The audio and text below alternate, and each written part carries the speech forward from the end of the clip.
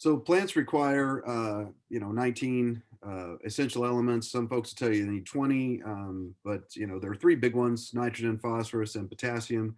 Quite often, this is what we apply or put down spring or summer or fall, or that's what somebody on TV is recommending that we put down. The soil or the atmosphere will provide, at least in Kentucky, we are very fortunate to have soils that will provide the remaining elements. So carbon, hydrogen, and oxygen typically will come from the atmosphere, and then the other micronutrients will be coming from the soils. And typically, the soils in Kentucky have plenty of those. So really want to focus in on nitrogen and phosphorus and potassium. That's what we apply. And among those, I'm going to hit on phosphorus the most. And the reason is uh, nitrogen. All crops are going to require nitrogen if they're not native soil. So turf grass is typically it's going to be bred in some other areas or some other part of the United States. The seed companies, a lot of those are up in Oregon. They supply seed to much of the nation, and we don't have turf grass that is going to be native. Even our Kentucky bluegrass is not necessarily from Kentucky. So it's not a native plant. It doesn't, grow here without having some additional support. A lot of times that support is in the form of nitrogen. Potassium, you will see that, well, I'm not going to describe it, but typically potassium is not an environmental issue. Potassium does not leach, it sticks to soils very well. And an abundance of potassium in our waterways has not been found. And if it were, I suspect it would not be an issue. So it's not an environmental issue for for anything that we might put down. In addition, potassium is abundant in Kentucky soils, and I can mention that at the end. We can discuss it further if you like, but really what I want to hit on is phosphorus because phosphorus can be a problem. So farms require a lot of nutrients. Our farms will require nutrients, and a lot of times that's going to be put down as a synthetic fertilizer. That's the top image. That's a fertilizer spreader putting down an inorganic fertilizer. And at the bottom is what I would call an organic fertilizer. I don't know if it'd be labeled as organic. This is chicken poultry litter being applied. Um, and this is what I'd call an organic amendment. And then in the urban sector, we have very similar things going on. We don't see a lot of, we see synthetic, but we don't see a whole lot of manures being put down in the urban sector, probably because our neighbors don't care for it too much. But we do have an organic component that's being added to much of our gardens or flower beds and in the landscape, and occasionally probably on a lawn or a tree or something like that. We might fertilize with compost, but that's also contains nutrients. I want to make sure everybody realizes that compost does contain phosphorus, and we don't just want to fertilize with synthetic fertilizer to meet some phosphorus requirement that we think might be there and then turn around and apply compost because we think it might be a tilth component or might help the soil aerate or absorb water or hold moisture. Compost also contains nutrients. Now, in the urban sector, a lot of times we put down nutrients based on aesthetics. We want our grass to look like the Joneses next door, make sure it keeps up or exceeds what we see. And then agriculture, that's driven by economics. And a lot of the times, this is going to be due to, on the farm, if you were to apply, fertilizer to an agricultural field that's 80 acres, 100 acres, that's a significant investment versus a tenth of an acre lawn. We can go buy plenty of fertilizer for $10 and put that down. In fact, we could quickly exceed what the requirements are for that lawn with a $10 fee. So typically, we're not restricted in the urban sector by how much fertilizer we buy based on economics. And agriculture is quite often economically driven and agronomically driven. Now, what I want to point out with this is just give you just kind of demonstrate how we are losing farmland. Just show that we are getting rid of farms, or we're putting down the urban folks. The final crop for any land is going to be a housing development. So in 2002 to 2017, we've lost about 1 million acres of farmland. This is in Kentucky. And if you look at the farm operations, we lost about 11,400 farms over that time as well. So we are losing farms and we're losing land. And typically what's going on is that land is being converted to an urban development.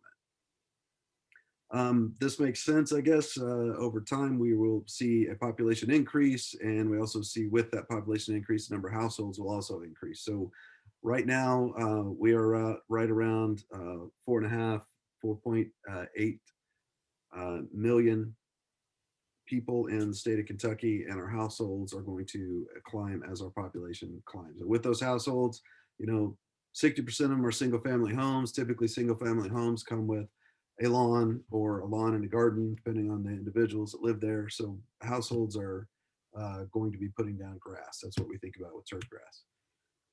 Now, with that development and with those houses, not all lawn, we are also going to have some impervious surface that comes along with it, and that could be an issue. So if you look at the 1955 image of University of Kentucky campus, you will see that we have uh, a farm. That's our agricultural research farm in 1955, the middle of the picture. But if you look over to the 2005 image, you'll see that we have a whole lot more impervious surface, including well, it's Kroger Stadium now, it used to be Commonwealth Stadium, and you'll see a large parking lot there. So um, with those parking lots comes impervious surface, and what happens is whenever precipitation hits those impervious surfaces, there's no chance for it to run off. I'm sorry, infiltrate. It's going to run off, and it's going to take whatever's on those concrete surfaces or in the adjacent lot with it. So if you look at the stormwater image, the image labeled stormwater, you'll see that's a lot of soil. That's because they're building a dormitory right behind me, and their silt fences weren't working properly. This is the intersection of Martin Luther King and Avenue of Champions, if you're familiar with the UK campus.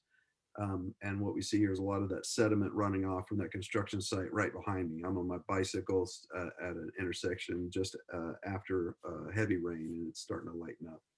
Now, with in the agricultural sector, we don't call this stormwater, we call it agricultural runoff. And there's a couple of reasons for that, but how we manage that. So in the urban sector, if we have more impervious surface down, typically that means more development. And more development, if a city is expanding, typically that is going to equal more tax revenue. So there's really not a carrot hanging out there to stop development for a city. I mean, cities were going to gain, growing is always good for towns, and that means more tax revenue. However, in the agricultural sector, whenever we see agricultural runoff due to potentially the rate of precipitation exceeds the soil's ability to infiltrate that water, we end up with runoff, and with that runoff we lose soils, and that soil loss is typically going to result in crop loss, and that crop loss is a business loss. Now that is bad. So no agricultural producer ever wants to see something like this. Now, EPA regulates stormwater. This is done specifically with a stick. There is no carrot out there. There's no source of funding out there. It's just EPA as saying stormwater is going to be a problem. It is a problem for water quality. It's a problem for many reasons, but the cities need to take care of it themselves. We will set up a framework of regulations to assist you, your community, to clean up that stormwater. So it's an unfunded mandate, essentially. In the agricultural side, the NRCS provides incentives through EQIP grants, and those environmental quality incentive program dollars will be utilized by agricultural producers to prevent agricultural runoff. These will, for example, EQIP will often, those programs will include things like buffer strips, grass waterways, things like that, to keep soil on the field rather than it getting into creeks and river systems. So stormwater in the urban sector, this is what it looks like. If you look at that inset image, we have rainfall. This would be an example. Rain off hits the rooftop and it runs off into gutters. The gutters might come down in the yard, or they might come down onto the driveway. Anything that's on the driveway is going to take that water into the street, and the street has an inlet. Now, what's important here is we all understand that that inlet, for any city that has a municipal separate storm sewer system, as opposed to a combined system, this separate storm sewer system takes that runoff directly to a stream. It does not go to the wastewater treatment plant. So anything that is on that driveway, in that lawn, such as dog waste or fertilizer, or that does not get absorbed or held in the soil, it is going to be moved to that outlet, and that outlet does not get carries water through a conveyance system, and it will not be treated. Some of the older cities have combined sewer overflows. For example, Owensboro has a combined sewer, and what happens there is all the wastewater treatment. This is in parts of town because they have been working very hard to try to separate those sewers, and that's what most communities are doing. So that combined sewer essentially means that any street infiltration or street conveyance system all goes to the sanitary treatment system. And during heavy rainfall events, what happens is that these wastewater treatment plants have to try to treat all of that water, and they just can't. So they're overwhelmed, and when they're overwhelmed, they discharge raw sewage without treatment to the nearby creek or river or whatever the typically the cleaned up waste would go. So the idea is from the EPA is we want to get rid of all combined sewer systems, and that's why they created this municipal separate storm sewer system uh, designation, and they are created this stormwater regulations to assist communities in separating all of their uh, uh, waste that doesn't necessarily need to be cleaned up. That is rainfall from on surface runoff does not contain sewage. We want that going directly to a creek. That puts more onus on the people that live there to try to keep those runoff surfaces clean. So there's a lot of finger pointing about water quality issues. I get, I'm in a position where I get to talk to the agricultural sector as well as urban folks on a regular basis. And a lot of times they're pointing fingers at each other rather than pointing fingers at themselves. I mean, there's an environmental cost of growing food, and we do our best to mitigate that. In the urban sector, well, I guess there's environmental cost of us putting a house and a driveway in a particular spot. So really, instead of pointing at each other, we should be pointing at ourselves and just say, okay, I need to do the best I can with what I have. So if we were trying to compare to see who, which one is the more, at least in the state of Kentucky, which of those I guess the development groups, agriculture or residential, are causing bigger problems. You'll see that if you look at the error bars on the agricultural sector, this is the orthophosphate in our streams. And we have a reference that is an undeveloped area. That's what DOW looks at and says, okay, if everything went naturally, where would our waterway or water quality be? You'll see the agriculture and the residential developments have a considerable amount of impact on orthophosphorus concentrations in our waterways. So both ag and cities are contributing to negative impacts on water quality with respect to phosphorus. And a lot of this has to do with where we are, the geology where we live, all of this. But I want to point out a couple of things. There are two papers by those of you might remember Dr. Thomas in my department in 1974. He looked at about a dozen or so watersheds, and then he went back, looks close to 15 years later, and he looked at them again.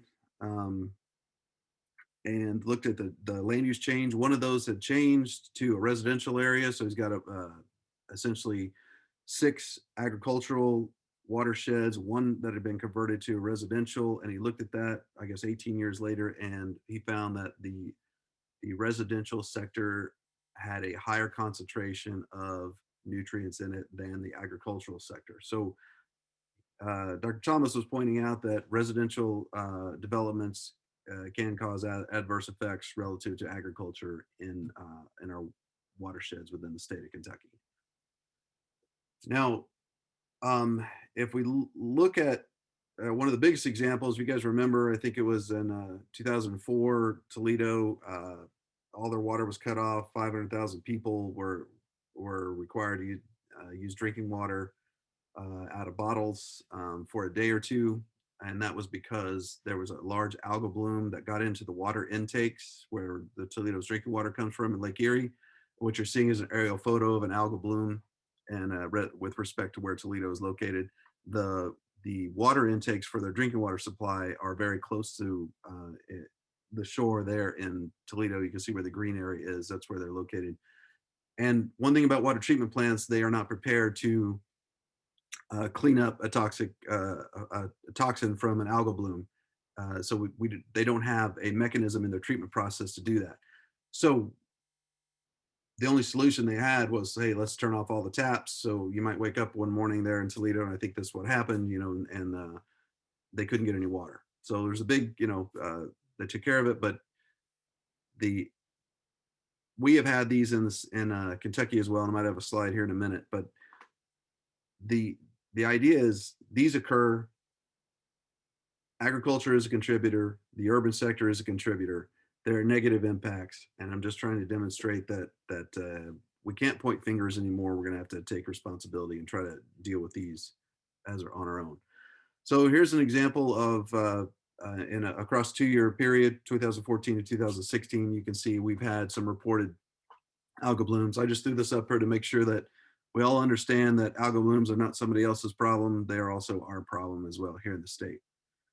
Now, here's one that I want everybody that deals with an urban audience to understand. This is from Dr. Hobby in the Minneapolis-St. Paul area, and she's modeled stormwater exports on, and she's looking at net inputs of phosphorus on the x-axis and storm drain exports on the y-axis. And what I've drawn there is a one-to-one line.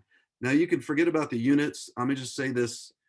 What I'm trying to show, anything that falls on that one-to-one line, that means for every 1 pound of phosphorus that goes into that city, 1 pound of phosphorus runs out through their storm drain system.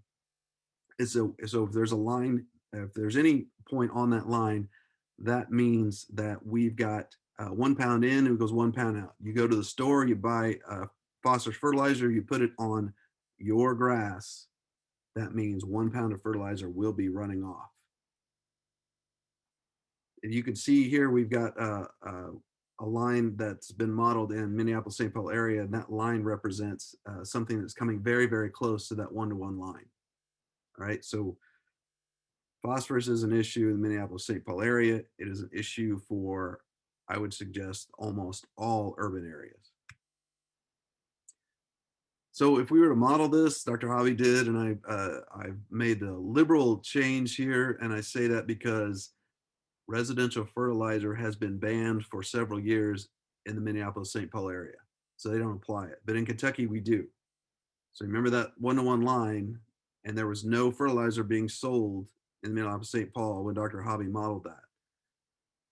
You can see that the two major components are residential fertilizer for Kentucky, because I added that to make sure we all understand we still sell it here in the state, and pet waste. Those are the two big ones. The rest of it would be very hard to get rid of. I don't think, composting is not a large contributor, but it does contribute. And we also have this residential input, which could be just, this is what we do when we live in a particular area. And there's just some atmospheric deposition, but the reality is the things we can do, we can pay attention to our residential fertilizer, and we can pay attention to our pet waste in communities. All right, so let me just talk a little bit about nutrient regulations in cities. And many of you may not be aware of this, but we do have regulated municipal separate storm sewer systems in Kentucky.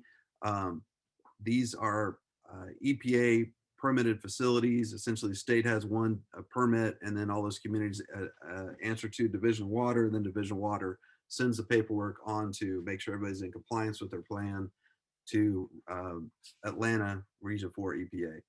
Now, phase one populations, let's see, phase one regulations, these were communities over 100,000 in Kentucky, that is Lexington and Louisville.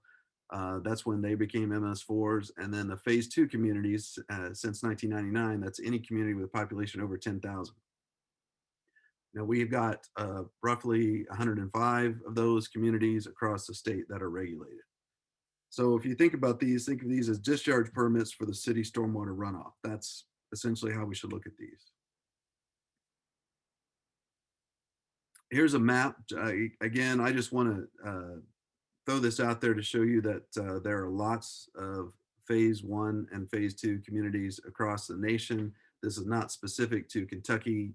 All communities have to deal with it. So I just wanted to make sure everybody understands this is not just a Kentucky issue. There are lots of regulated communities out there.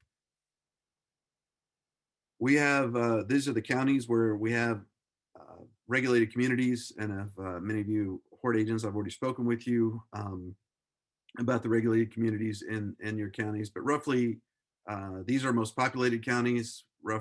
Roughly is 25% of our counties have about 2/3 of the population of the state, and this is where those are located. Now, the minimum control measures for this, public education and outreach, this is something they have to do. And I've talked to many of our agents about this, but each EPA permitted community must do public education and outreach. And along those lines, they need to record the number of soil tests, or that is something they could turn into the EPA as, hey, look, we are collecting this data. We are requiring soil tests, or we are asking for soil tests. We're not requiring them, but we're asking for soil tests. And this can count towards the EPA permit. So just showing you some of the things our county agents are already doing are part of our permit process. Now, I'm not going to go through soil tests because many of you, I mean, you already know how to do it, but they're cheap. And, we're only looking at a 4-inch depth for an urban lawn. And we've been taking these for a long time. We have records back to 1990. Now, how this works is the soil test phosphorus. This is just kind of a yield curve. Yield for our turf grass would just be how good is that turf going to look? So we've got a deficit range, and that is up to 30 pounds per acre is what's on our current discussion, or 15 parts per million, 30 pounds per acre. We got an optimum range, which goes to 60 pounds, and then an excess. This was derived from our, let's say, our corn or our row crop recommendations, and we just adapted that for turf grass. Turf grass specifics, they've never been developed. And I say that not necessarily with embarrassment. It's just University of Kentucky. We do what we can afford, and we've got many years of row crop data. So we adapted that row crop data for turf grass. So this is typically what it is. So what this is saying is, anytime you're in that deficit range, so if your soil test comes back less than 30 pounds per acre, we are going to recommend a phosphorus application. And that is, we're saying that you will see a yield increase, or your grass will look better if you apply phosphorus. In the optimum range or in the excess range, we will not see it. So anything above 30, we should not be applying phosphorus on turf grass. We tell farmers to stay between 30 and 60 for economic reasons, and also just to make sure that they're staying in that optimal range. There's less risk of any sort of yield deficit. Now, the question is, how much is too much for a soil test? Since we've got all this soil test data, we don't know. So we're looking at what is the water soluble phosphorus component when our soil test in pounds per acre reaches some level, and we don't know what that is. So that's what one of our faculty tried to do. Dr. D'Angelo, she found that right around 110, 120 pounds of soil test phosphorus per acre, water soluble phosphorus starts to increase. And what we're saying there is, the phosphorus will move like water will. It will run off. And we want to keep our soil test below 120 pounds per acre. That's the goal. So if we do that, there's a less risk to the environment. So that's what we're going to just take a look at our historical soil test. And just to put it all together, we would only recommend phosphorus below 30. And we've got a high risk of phosphorus to the environment at 120. So that gives us a whole lot of wiggle room in between, right? So only if it's below 30 would we ever want to apply 30 pounds per acre, and we are going to be concerned about risk when it reaches 120. So if we look at our historical data, this is 25 years worth, 1990, 2004. We've got the home and garden, that's the H code. This is what our horde agents typically are taking care of. We had 180,000 of those samples, and we've got 811,000 agricultural code. This would be our row crop fields or pastures. And what we're showing here that we roughly have 1 million data points. We want to look at that. So if you look at those soil tests over for Fayette County, we can break those into region. You'll see that the urban sector, only 3% of the soil tests, 3% of the 16,156 soil tests that were ever submitted require phosphorus. So that is 3% of our lawns and gardens that were submitted for soil tests. only 3% of those would ever have an increase in yield when phosphorus is applied. And even in agriculture, it's 6%. But I want to point out the last column, the very high, greater than 120 pounds per acre. This is our high risk category, greater than 120 pounds per acre. Agriculture is at 28% of their submissions have a risk for water quality, but in the urban sector, 84%. So we have a considerable amount of phosphorus in our soils and our lawns and gardens.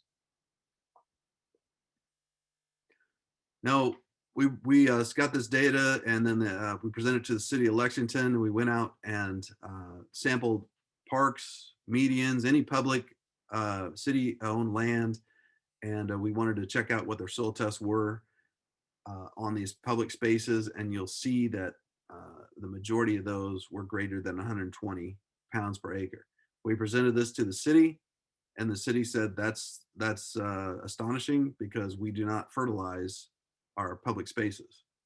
So probably a lot of this is legacy phosphorus, and that is why we're seeing an abundance of phosphorus in this in our public spaces, or it is native phosphorus, probably both, impacting it because we've got a soil here that is very rich in phosphorus due to the limestone below the city of Lexington. So we've got residual soils that have a considerable amount of phosphorus in their parent material. So just another summary of the data. If we look at it across the state, 34% of our agricultural soils across the state, these are soil tests that were submitted, have a high quality, a greater than 120 pounds per acre, which would be a high risk, water quality risk. But the urban sector, 79% have a high risk for phosphorus running off into our waterways. If we look at it by county, agricultural soils, we've only got a few counties there in the middle of the state, right on that. I mentioned the bluegrass region having a phosphatic limestone. You can see that that probably did contribute to some of the higher numbers there, but also the urban development in that region. While the home and garden, we have a considerable amount of phosphorus in the soil tests that were submitted for our lawns and gardens.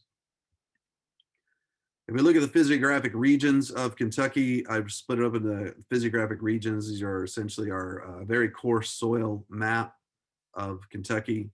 And I looked at the soil tests that were submitted on those two different, the agricultural sector and the urban sector. You can see that the bluegrass in both sections have the highest agricultural soils. The bluegrass has the highest concentration of phosphorus. But regardless of what category, you can see that the urban sector is always higher than the agricultural sector. So urban has a considerable amount of phosphorus in it relative to the agricultural sector, and those two are statistically different. Now, here's one that's of concern to all of us, and I think we should be thinking about this.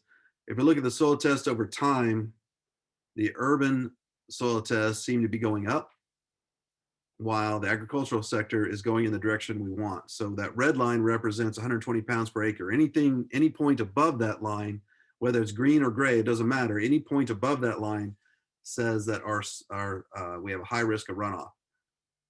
Agricultural sector has been reducing their soil test levels, whether that's intentional due to protect water quality or based on economics as the price of phosphorus has gone up over time. It doesn't matter. That concentration of phosphorus in our agricultural soils is going down where we want it to go, while in the agricultural or the urban sector, it is going up. And I don't think there's a crop grown that would require as much phosphorus as what we're putting down in our urban soils. So who's applying fertilizer on lawns? This is a national homeowner survey. Half of folks contract out mowing, 46% pest control, 42% weed control. That's a survey of 3,300 people. So they're contracting out some of their lawn and landscape work. Why did they do it? Well, 52% wanted lawn landscape to look better. That's keep up with the neighbors. Potentially, that could be the motivation. 41% says it saves time, and 30% says it saves money to turn it over to a professional. Here's a survey of homeowners in 2013. 675 folks. Did you treat your lawn, shrubs, or fertilizer, or trees with fertilizer, weed killer, insect control products?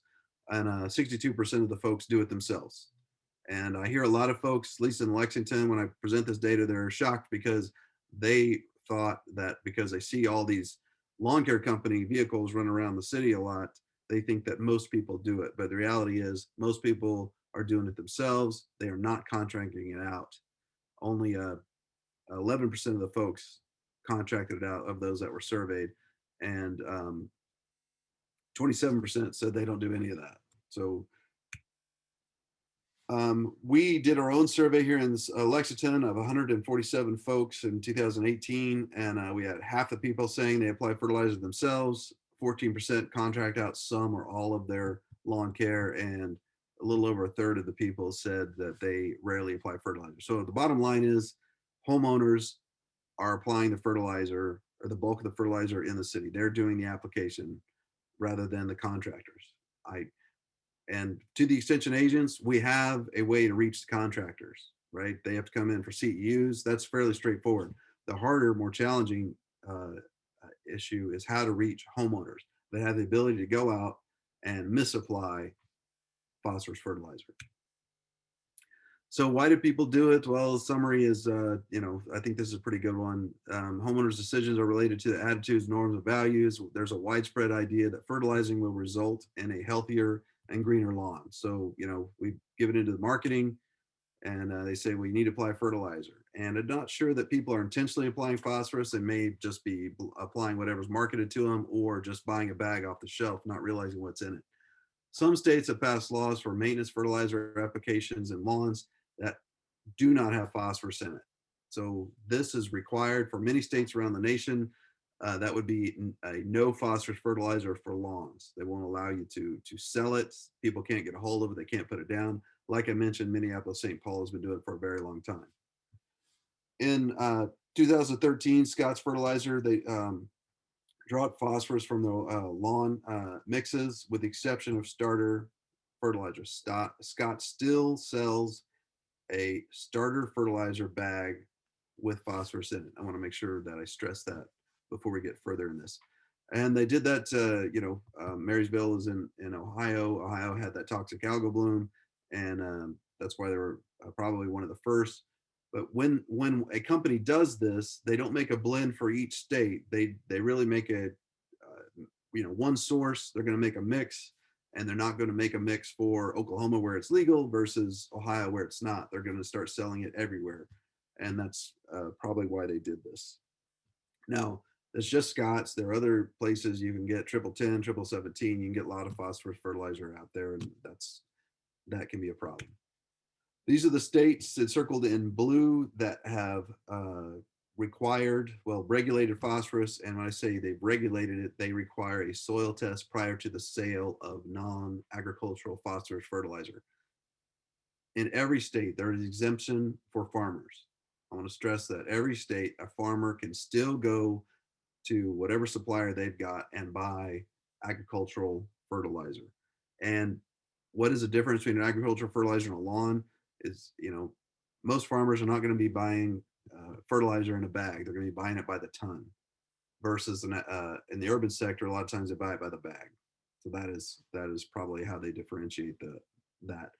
But you can see there are several states. Illinois is our closest one, and Virginia closest. Both of those border Kentucky, where they have banned phosphorus fertilizer. Much of that East Coast is due to the Chesapeake Bay, Virginia, Maryland, New Jersey. Chesapeake Bay has some issues with excess nutrients and historically, and that's why they banned it. So is phosphorus fertilizer needed when we seed new turf grass? Marketing is going to say we got to feed our lawn as if it were something that had to eat. I don't like that, because I don't think that's exactly how we should be describing this to our clientele. But that's one of the questions, if you're just sitting there watching any sporting events in the summertime, springtime, you will see a commercial that's going to say your lawn needs to be fed, and this guy's going to be saying, go apply some fertilizer. So I think as extension agents and master gardeners, we probably should consider some sort of marketing approach where we describe the benefits of not applying this, and talking about how Kentucky soils have an abundance of this nutrient. We probably don't need to be applying it. So I had a conversation with a fertilizer vendor not too long ago. Um, and the vendor states when we're establishing a lawn from seed, roots are short, can't reach the soil phosphorus necessary for growth. Therefore, you need to add phosphorus. And I've seen this in a corn crop. When seedlings pop up and the roots are short, there's not, the roots will have to intersect phosphorus before they can absorb it. So my response was, how much phosphorus do they need? They said, I don't know, but you need it, or the grass won't grow. I said, what about soil test phosphorus levels? And he said, you still have to apply it. So that's how this whole work got started. And Scott's, there are several starter fertilizer, but I would point out this one's particularly 25% phosphorus. And the recommendation on the bag says you apply 3 pounds of this per 1,000 square feet. So that got me thinking, let's do it. So here's our economics. Remember, 30 is a cutoff. For deficit, anything below 30 pounds per acre is what we would want to apply phosphorus to. And so I selected soils that one had a deficit, that's the Sadler, and then we had one that had an excessive amount of phosphorus, which is the bluegrass. Now, according to the vendor said the bluegrass will need starter fertilizer to grow. So that's where I'm starting. His statement, we went out and collected some bluegrass, we collected some Sadler because I'm assuming the Sadler is going to be deficient, but the fertilizer will help it get the grass established.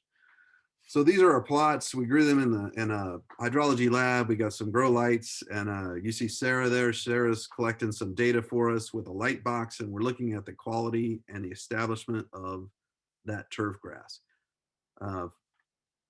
If you'll see what our plots look like, we've got 3 with no phosphorus, 3 with phosphorus in the bluegrass. We got 3 Sadler soils with no phosphorus and 3 Sadler soils with phosphorus fertilizer at the manufacturer recommended rate. And here are the results of the starter phosphorus fertilizer requirements. So I want to point out a couple of things. One, let's just focus on the blue bars right now. We'll get to the orange bars in a minute. In the blue bars, the native bluegrass soil is blacked out. The stippled bar that is blue is the fertilizer. And if we start at week 3, you can see that there's no statistical difference. Anytime you see numbers above, that means we have some statistical differences between each plot. And when I want to follow the blue one, that's week 3. This is part of the establishment process. Week 4, still no statistical difference between fertilizer and the bluegrass. Week 5, no difference. Week 6, no difference. And after 6 weeks, we consider the soil to be established or the grass to be established. So typically 42 days, we can say that turf grass is established. So the fertilizer did not help the bluegrass or the turf grass get established on bluegrass soils. Bluegrass has a native phosphorus level of 435. It's an incredible amount of phosphorus in it due to our native parent materials. So plenty of phosphorus there. Applying phosphorus fertilizer did not help. We got the same results. If we looked at the Sadler soils, that's the orange bar. Remember, the Sadler had a soil test phosphorus level of 15, which would be a deficit, and we would want to apply phosphorus fertilizer so we can get it. So just look at the 2 bars. The native Sadler is in the solid orange bar. The cross hatch bar is the fertilizer bar. Just follow the orange. In week 3, no statistical difference. Week 4, no statistical difference. Week 5, no statistical difference. Week 6, no statistical difference.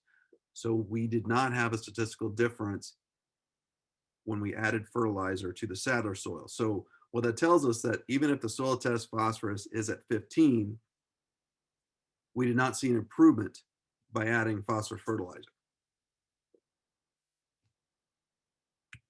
All right, so week 7, this is overall quality, different parameters we're looking at. What is the quality of the grass after establishment? That's week 7, week 8, week 9, week 10, week 11. Just what I want to summarize here, fertilizer did not improve the establishment of the bluegrass except for 1 week. If you look at week 8, during week 8, when we took images of that, the fertilizer seemed to help the bluegrass soil for 1 week. That's week 8. The rest of them, there was no significant differences. If we look at the Sadler, fertilizer did not help. There is no statistical difference. So the overall quality was not improved by fertilizer For the Sadler soil, it was improved only in 1 week post-establishment from our measurements. So what we found, or what this suggests, is that phosphorus fertilizer did not help. Now, what we did do is we did adjust the pH, and I'm not sure if that's what these folks, or what the marketers or the market research or the Scott's folks did by when they tested to find out if the soils actually needed phosphorus before the turfgrass was grown. You can see that on this graph on the x-axis, I've got pH. Phosphorus absorption is on the y-axis. If you have an acidic soil, and you probably need to lime it. You lime it because you need to get that pH right around 6 to 7.5 for phosphorus not to be bound to iron and aluminum. If your pH is too high, calcium will bind to the phosphorus and it will not be available to the plant. So we did lime our soils to adjust them to a pH of 6.5. And that's what I would probably suggest, that if anybody's going to do any test or look at any piece of data for a lawn in the urban sector, be sure to check the pH, adjust that appropriately with lime, and then see if the grass will grow without it. More than likely, without phosphorus fertilizer, more than likely, at least our results suggest that it should do pretty well. Now, the other source of phosphorus fertilizer, and what I want to point out, is that we have an abundance of dogs in the state. Those dogs are excreting phosphorus. So in Kentucky, 1.874 million households, almost half of those households have dogs. And of those households that have dogs, typically they have close to 2 dogs. So that's what we have. And those dogs will be defecating on the lawn. And that waste more than likely will not be picked up 100% of the time. So we will be constantly applying phosphorus to the lawn if you have a dog. Phosphorus in dog waste is high, 3.14%. That's roughly twice of what's in poultry litter. And we're pretty confident in that number because we analyzed 1,005 different dog waste samples to come up with that number. So roughly 3% of dogs will, or 3% of dog waste will be, that is the solid dog waste. Make sure I'm not talking about urine. This is, which also contains phosphorus. Just a solid that can be picked up is going to be about a little over 3% phosphorus being added to the lawn on a regular basis. Now, dog waste is estimated that's 275 pounds is produced per year, and that's roughly 2.6 pounds of phosphorus per year. And that's just for reference. If you were to apply 10-10-10 to a lawn, that's 10% nitrogen, 10% phosphate, 10% potash to a lawn at an application rate of 1 pound of nitrogen per 1,000 square feet, you'd be adding half a pound of phosphorus. What I want to point out is that's a significant amount of phosphorus being applied to a lawn, particularly if your lawn is small and your dog is big. So getting close to the summary here, urban Kentucky phosphorus imports, that is, we are importing phosphorus. I want to make sure everybody understands that. 2 major culprits, fertilizer that contains phosphorus and dogs. So that's, we're not, in the agricultural sector, 25% of our corn and soybean is being utilized by our poultry producers. Well, so those poultry producers turn around and spread that. So there's a bit of a recycling going on. We're not importing 100% of the food from other states like we are with dog waste or dog food. We import that from other states. That comes here, and then we deposit the phosphorus on our soils. There's a little bit of biocycling going on in the agricultural sector, but not here. So does your business add phosphorus to lawns that don't need it? If you have a conversation with some of those, like I mentioned, it's fairly easy at CEU events to talk to landscape companies, lawn care companies. We recommend 2 pounds of nitrogen in split application in the fall, 2 pounds of nitrogen per 1,000 square feet. Majority of Kentucky lawns will not require additional phosphorus or potassium. We have looked at potassium numbers across the state, and our urban soils have plenty of potassium. Many of our agricultural soils do as well, but in the urban sector, our soil results are very similar to phosphorus. We've got plenty of potassium in our soils, urban soils. So the solution, I'm going to oversimplify and say that it's pretty straightforward, but that's not the reality. Implementation can be challenging. It's hard to convince people not to buy the cheapest fertilizer, which is typically a complete fertilizer, 10-10, A lot of times things that have a zero phosphorus in it might be marked up higher per pound than something that is not. And of course, dog waste is a pretty simple solution. Just pick it up, but it's hard to convince people to do that. So that's about all I have. Are there any questions?